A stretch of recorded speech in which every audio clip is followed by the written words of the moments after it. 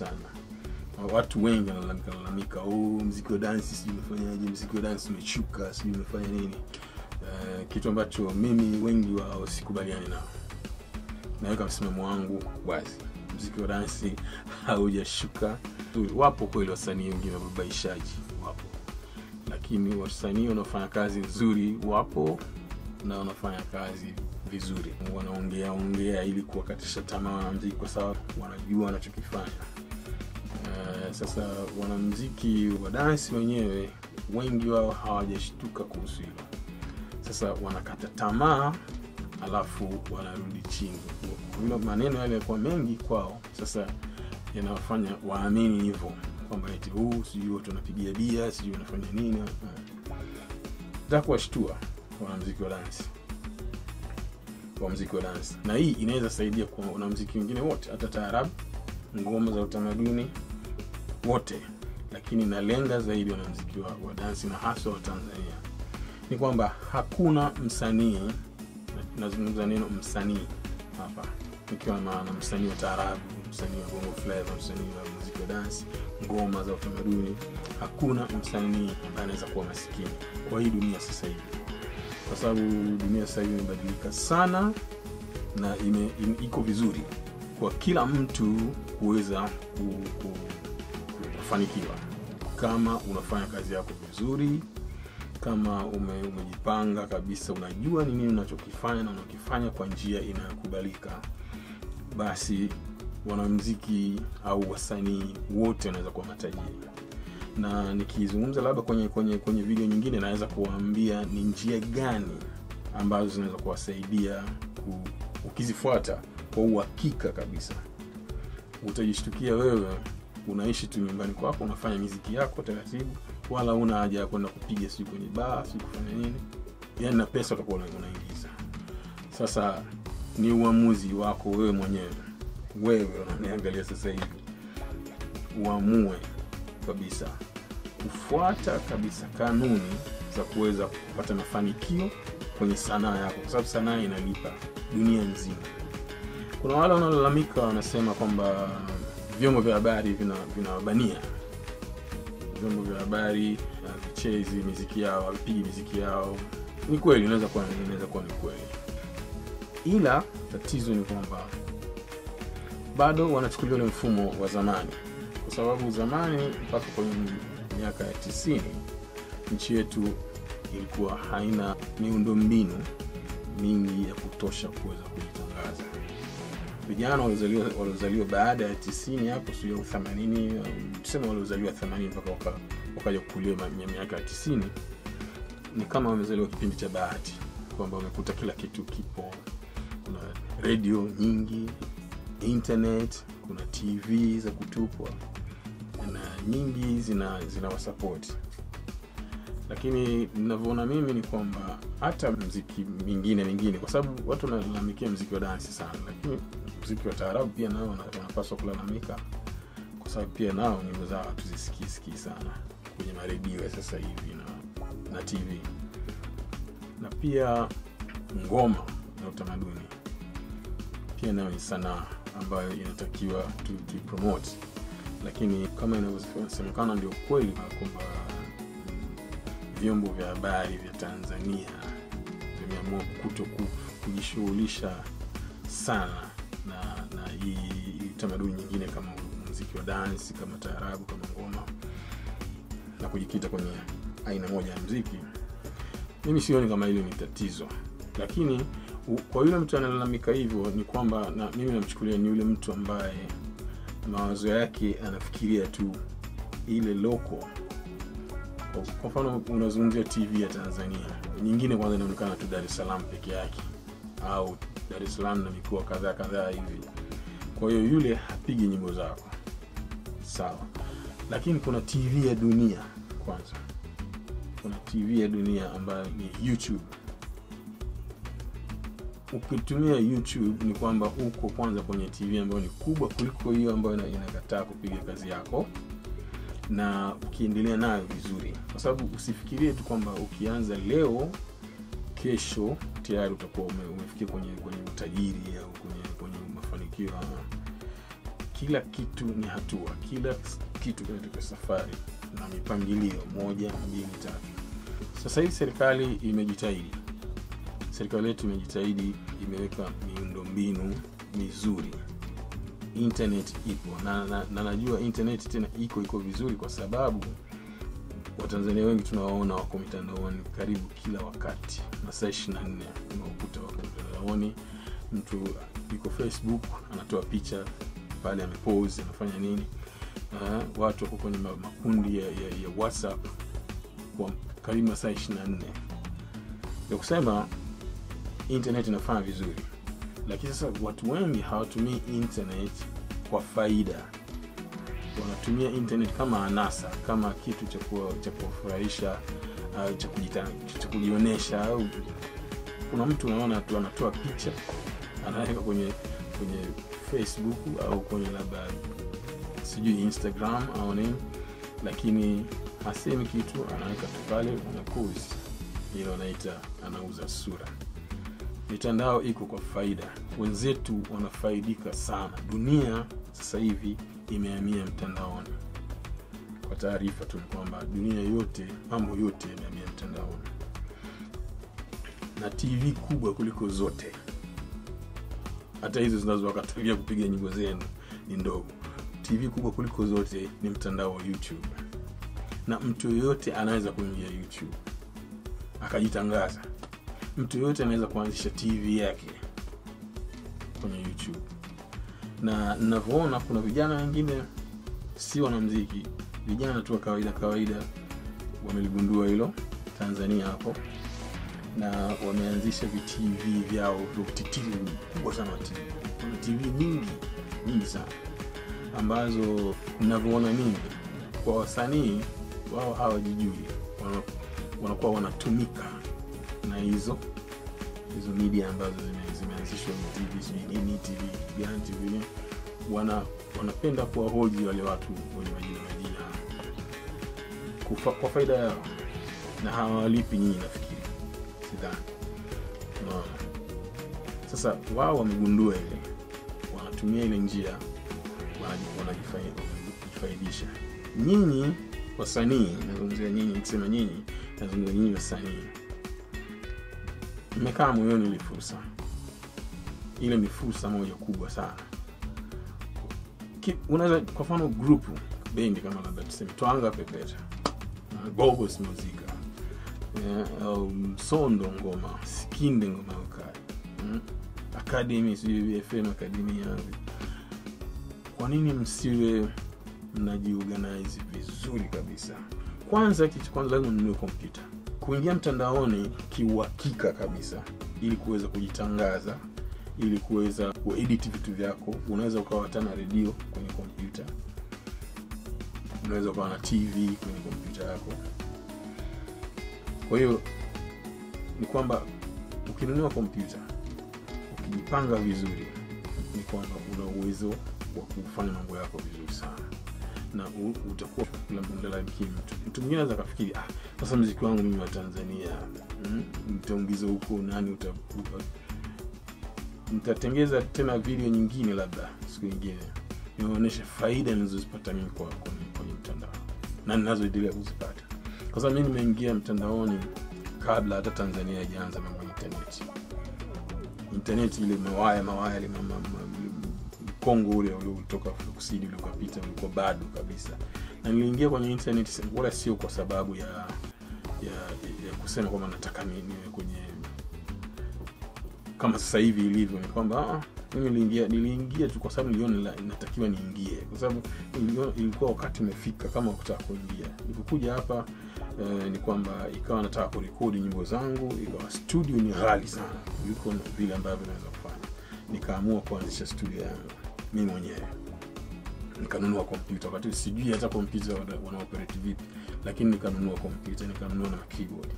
Nikaanza mwenyewe kujifunza, naita watu wanifunza kuhusu kompyuta na nini.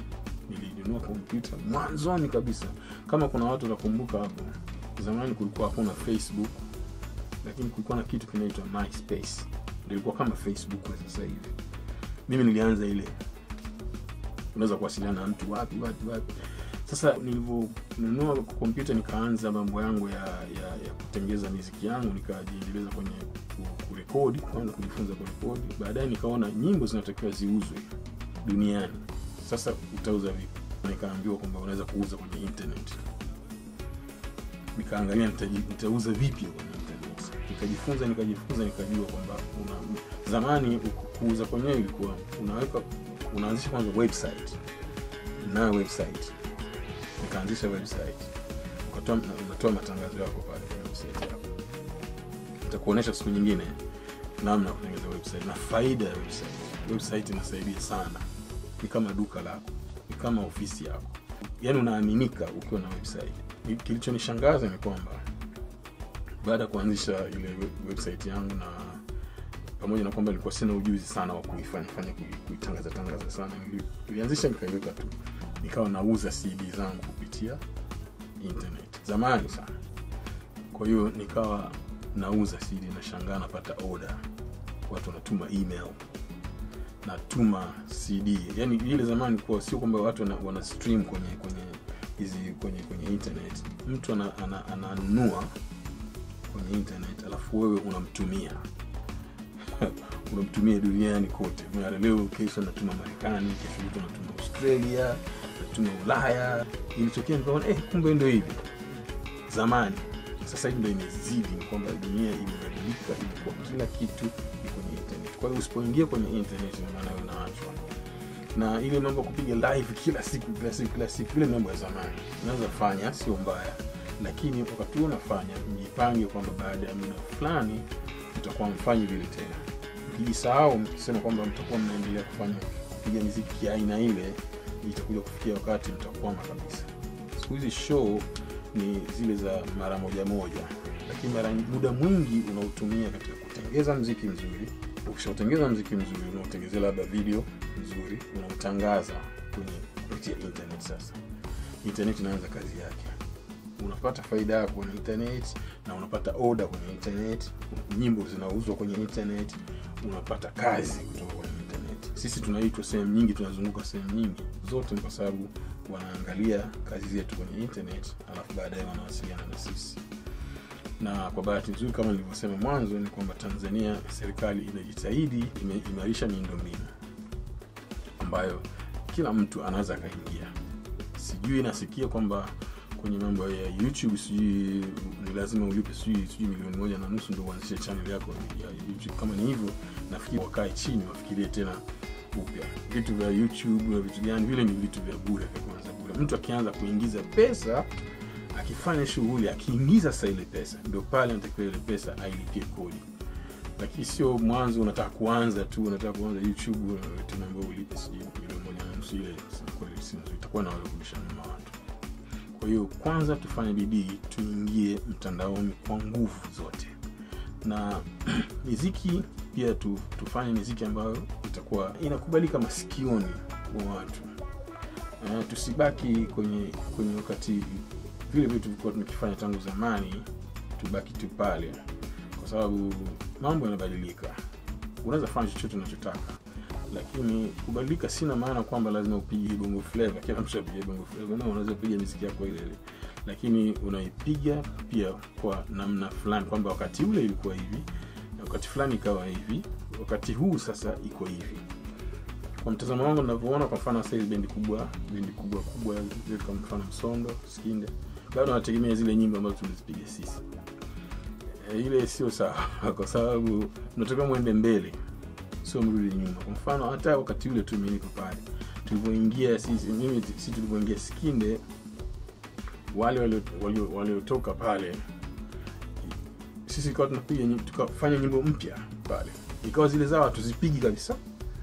Na si kipindi kirefu, ni kipindi kifupi, unapiga kidogo sana, lakini tukianza zetu ni kwamba tunapiga nyimbo zetu tu zile ambazo tumezikoi sisi, na zinapendwa na zinafanya vizuri. Na kwa mfano wale waliotoka Skinde pale wakaenda kule Ndekule, wakaifanya Ndekule kwa wanapiga nyimbo zao tu za Ndekule na zikafanya vizuri. Kwa hiyo ni kwamba mkiwa pale lazima mfanye rangi yenu.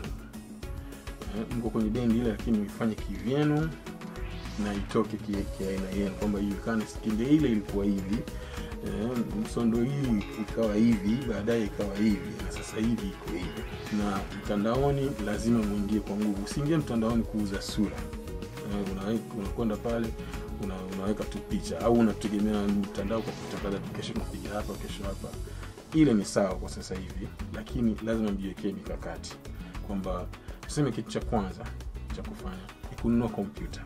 Jitahidi sana kama wewe ni mwanamuziki binafsi, kwa mfano mtu kama Muumeni, kwa mfano Ali Choki, watu kama nyinyi, hakikisha una ofisi yako, una kompyuta yako nzuri. Ukifanya mambo yako unafanya kwenye kompyuta yako. Usiogope kwamba eti labda ni ngumu kutumia au nini. Sio ngumu. Ukikaa nao mwezi mmoja tu utakuwa tayari umeshaelewa. Unaweza kufanya mambo yako na kufanya. Mimi nilinunua kabisa kompyuta kabla sijajua hata kuiwasha. Lakini kwa sababu nia nilikuwa nayo, nimefanya nikaiwasha, nikajifunza muda mfupi, nikawa naweza kutengeneza. Sasa hivi naimiliki, ni vibaya sana kompyuta, naifanyia mambo ni chokonoa ninavyotaka. Kwa hiyo hakuna kisichowezekana. Sasa kuhusu ile kusema wasanii kuweza kujiendeleza, nafikiri tutumie mitandao kwa faida. Wakati unaingia mtandaoni, fikiria unaenda kufanya nini. Mtandao unaenda kujifunza kitu fulani, au unakwenda kutafuta biashara fulani. Unaweza kufanya utafiti wa jambo fulani ili uweze kufanya jambo fulani ambalo litakuendeleza wewe. Tuache kutumia, najua mtu unalipa bando. Unajua huku tuliko internet ziko rahisi sana. Bei yani ni kama bure.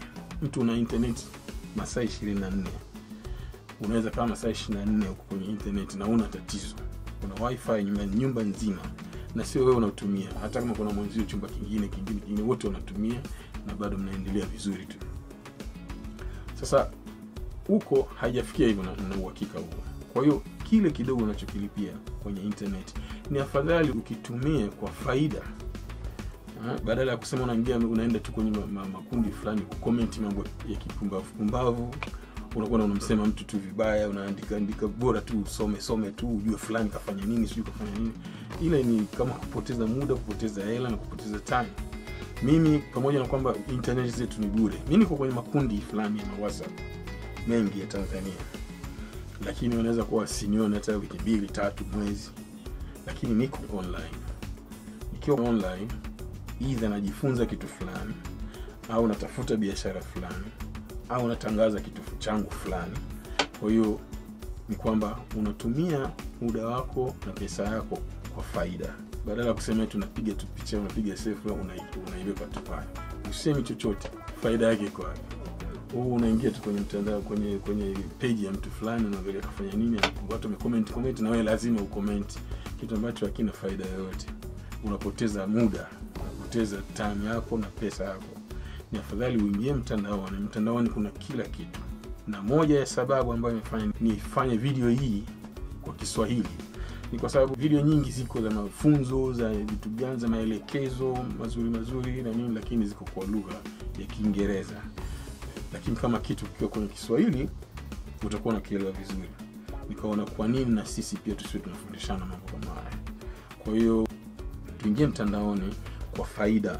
Tuingie tuone kabisa tunataka faida. Lakini pia unapoanza kitu mtandaoni, usifikirie kwamba kuna shortcut. Hakuna kitu cha shortcut. Itachukua muda. Amua kwamba utafanya kitu gani, biashara gani. Ukishaamua, akili yako ikishakuamua kwamba mimi ni mzuri wa kufanya kitu kama hiki, au muziki, au kuchora, au ngoma za utamaduni au nini, ukishaamua kwamba hii, alafu ile sasa unaisimamia, ile unaanza kuipromote mtandaoni. Si leo, si kesho, kesho wewe unaendelea, unakuwa watu wanakuzoea. Unajua sababu moja ya radio au TV watu kuziamini ni nini? Kwa sababu unakuwa na vipindi ambavyo vinajulikana kabisa. Kesho saa 6 mchana tutakuwa na kipindi fulani. Siku ya Jumanne, Jumatano kuanzia time hii mpaka hii kuna kipindi fulani. Na kila siku unakuwa haibadiliki. Sasa watu wanaamini kwamba watu wanakwenda. Wazungu wanaita ile consistency, kwamba lazima uwe unafanya kitu kuendeleza. Watu wanakuamini, unapata watu wako wanakuamini, unaendelea nao. na hapo utakuwa unaanza kupata faida. Kwa hiyo kama kuna mtu atakuwa na swali au vipi, jambo lolote, anaweza kunitafuta. Mimi napatikana sehemu yote. Kunitafuta, aniulize, nitamjibu. Na nitaendelea kutengeneza video za namna hii. Na nitaeleza wakati mwingine mimi nilianza vipi na sasa hivi nafanya nini, na njia zinazoniingizia pesa kupitia mtandao ni zipi. Inawezekana kabisa kama utaamua kujipanga vizuri. Mtu mwingine anaweza kauliza, kwa nini ukusema hivi tangu zamani? Ni kwa sababu sikuwa na time. Tulikuwa tunasafiri sana kwa sababu tulikuwa na kazi nyingi sana. Sasa bahati nzuri, nasema nzuri lakini ni mbaya, corona ilituzuia. Kwa hiyo hatusafiri. Niko na muda mwingi. Nimepata muda mwingi wa kuangalia internet, kuangalia video za Tanzania, za Kenya, za wapi, kuangalia maoni ya watu. Sasa nimegundua nikaona ni bora niseme kitu fulani. Na nafikiri bado nitakuwa na nafasi kwa sababu sisi kwetu bado corona iko juu. Kwa hiyo hatujali sio kufanya kazi. Kwa hiyo ukiwa na swali, ukiwa na maoni, niulize tu. Nitajibu. Niko kwenye Facebook, Facebook nazo zile za urafiki za kawaida, nazo zile za kibiashara ambazo haziko kwamba uwezi kuomba urafiki pale, ila una follow au unaacha. Kwa hiyo tuko kwenye mambo mengi, lakini sio kuwa tu ujitokeze tu kwenye mtandao ili uwe tu mtandaoni. Kwa faida gani? Na uhakika kabisa kama wasanii utaamua kabisa kujielewa kabisa na kuanza kufanya mambo ambayo unaona ni ya faida kwako, kwa kazi yako, na uhakika utafika unakotaka. Na watakia afya nzuri na furaha. Tuonane tena wakati mwingine. Asante.